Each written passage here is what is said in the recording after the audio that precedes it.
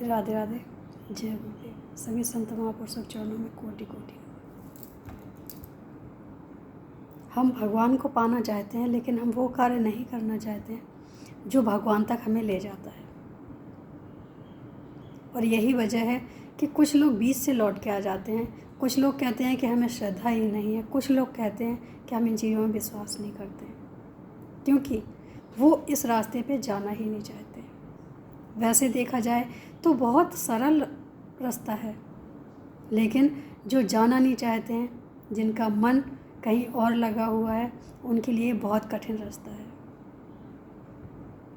जैसे एक सीमेंटेड दीवार में सिर्फ सीमेंट ही चिपक सकता है, उसमें अगर हम चाहें तो मिट्टी या कुछ और नहीं चिपक सकता है। अगर चिपकेगा भी तो वो सूखने के बाद निकल जाएगा।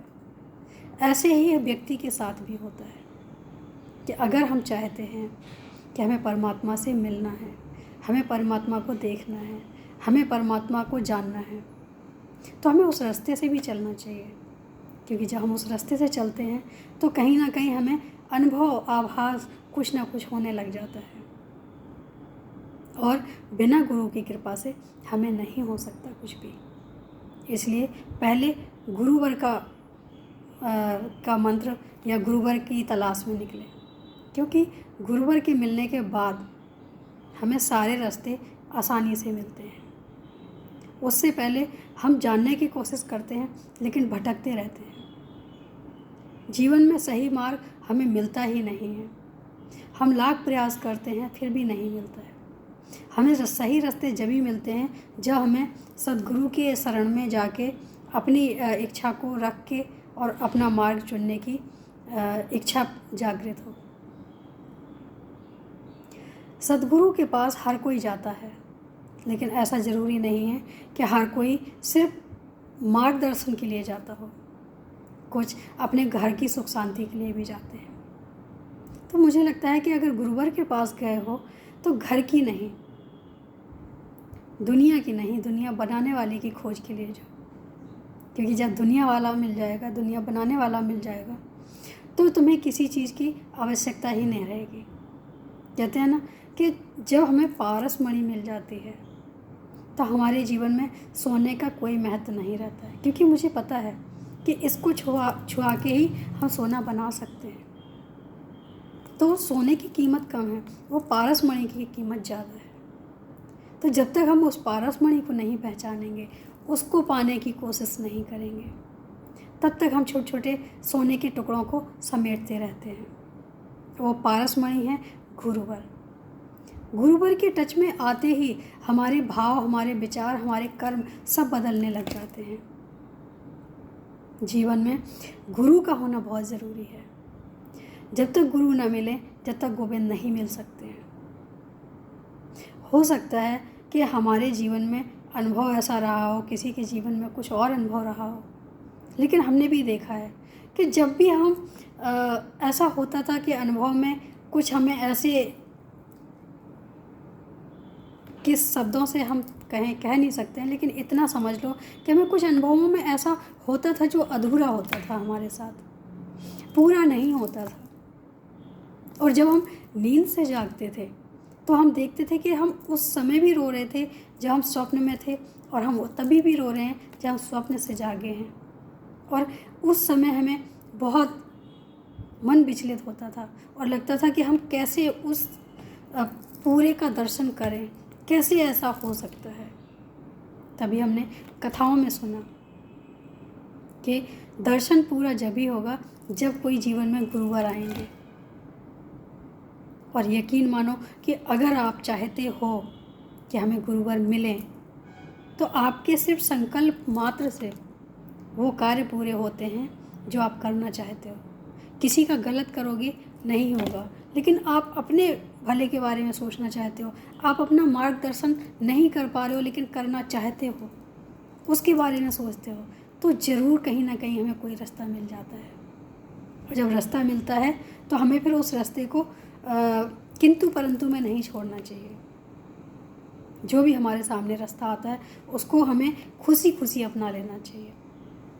क्योंकि हम अगर उस रास्ते को छोड़ देंगे तो हमारे जीवन में हर वक्त मौके नहीं आते हैं। जो मौके आते हैं उनको छोड़ना नहीं चाहिए।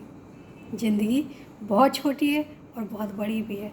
छोटी जब हो जाती है जब हम अपने लक्ष्य को पा लेते हैं, लक्ष्य को पाने की कोशिश कर लेते हैं, हमारे जीवन में कोई लक्ष्य बन जाता है तो हमारे लिए जीवन छोटा हो जाता है। बिना लक्ष्य के जीवन ढोने जैसा है, उसको हम ढो सकते हैं। तो अगर हमें जीवन में ईश्वर की तलाश है, ईश्वर के मार्ग पे चलना है, तो गुरुवर के मार्ग पे पहले चलो। जब गुरुवर मिल जाएं, उनके बताए हुए मार्ग पे ज़रूर चलना चाहिए। गुरुवर में श्रद्धा रखने का मतलब है ईश्वर में श्रद्धा रखना। अगर गुरुवर में श्रद्धा नहीं है तो ईश्वर में भी श्रद्धा नहीं हो सकती है। पूर्णतः श्रद्धा रखनी है तो पहले गुरु में रखो, गुरु को ही गोविंद समझो, उनके बताए हुए हर मार्ग पे चलने की कोशिश करो, क्योंकि हमारे जीवन में आए गुरुवर साधारण नहीं हो सकते हैं। ये भी एक ईश्वर की महिमा कह सकते हैं, क्योंकि जब हमें गुरु से मिलना होता है तो गुरुवर को भेजने वाले भी गोविंद ही होते हैं। उनका चुनाव होता है कि हमारे जीवन में कौन गुरु बन के आएगा, जिससे तुम हमें पा सको, तुम हमारा स्मरण कर सको, तुम हमें समझने की कोशिश कर सको। तो जीवन में अगर गुरुवर आते हैं तो वो गोविंद से पहले माने जाते हैं। इसीलिए माने जाते हैं क्योंकि हमें जब तक गुरुवर नहीं मिलेंगे हमें गोविंद की शरण जाने का मौका नहीं मिलेगा, हमें रास्ते नहीं मिलेंगे। हमें हर चीज़ को बहुत ध्यान से सोच समझ के इन रास्तों पे चलना होता है। कौन क्या कह रहा है हमें उस चीज़ को नहीं सुनना है। कि हमारे जीवन में कई लोग ऐसे भी हैं जो गुरुओं की इस तरह से निंदा करते हैं जो नहीं सुना जाता है। लेकिन ये बात भी सही है कि जो जैसा करेगा वो वैसा ही भरेगा। हम किसी के लिए ना गलत बोलें, ना किसी के लिए गलत सोचें, क्योंकि हर शिष्य के लिए गुरु भगवान से बढ़ के होता है, भगवान से पहले होता है। लोगों को निंदा करनी आती है क्योंकि उन्होंने उस चीज़ को जाना नहीं है। जो जान जाते हैं वो निंदा नहीं करते हैं, वो आदर करते हैं। तो सबसे पहले अगर हमें गोविंद तक पहुंचना है तो गुरुवर का आदर करना, सम्मान करना, गोविंद से पहले उनकी पूजा करना ज़रूर करना चाहिए। जो अपने गुरु के आगे झुकता है, जो अपने गुरुवर के आगे समर्पण करता है, जो अपने गुरुवर की हर आज्ञा का पालन करने की कोशिश करता है, वो गोविंद तक ज़रूर पहुंचता है। और गोविंद तक पहुंचना है तो गुरुओं को आदर करना सीखो, अपने से बड़ों को सम्मान करना सीखो, क्योंकि हर बड़े में भगवान का वास होता है। हाँ, कुछ बड़े ऐसे भी हैं जो आपको भटका भी सकते हैं, तो उनको नहीं देखना है। वो कल भी थे, ध्रुव के टाइम में भी थे और महाराज प्रहलाद के टाइम में भी थे। वो हर टाइम में होते हैं भटकाने वाले। तो हमें लगता है कि हमारा जो लक्ष्य है हमें अपने स्वयं तय कर लेना चाहिए कि हमें जाना कहाँ है, हमें किसके बात को सुनना है, मानना है और किसको नहीं मानना है। इतनी बुद्धि तो हम में होनी ही चाहिए। सही और गलत का फ़र्क पता होना चाहिए। करके देखो, सिर्फ सुनने से नहीं करने से कुछ मिलता है। उम्मीद है अच्छा लगा। आज के लिए इतना ही। राधे राधे, जय गुरुदेव।